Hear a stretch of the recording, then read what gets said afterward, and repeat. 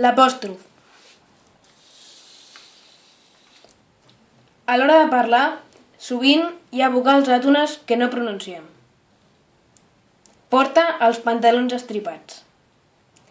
Fixa't que la A final de porta és àtona i que la E d'als també és àtona.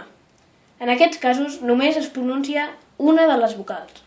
Hi ha una elisió.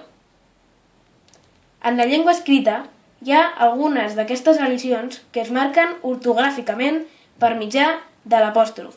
És a dir, en comptes d'escriure una vocal que no sona, posem un apòstrof. En el seu lloc, per indicar-ho, l'home, l'àvia, la sala d'espera.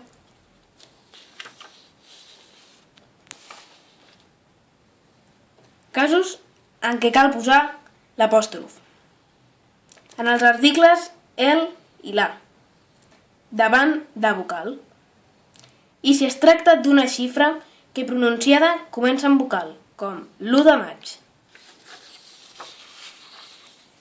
Excepcions. L'article la davant de i o u àtones, com la universitat. Els noms de les lletres, la M, la N, la L. La una, com la una de la matinada, la una del migdia. En aquest cas, si poséssim un apòstrof, seria l'una com l'altra. Les paraules que comencen amb prefix a, com la asimetria. La ira, perquè si poséssim apòstrof es confondria amb l'instrument lira. La i en funció de consonant, com el iogurt. I la h aspirada com el hippie.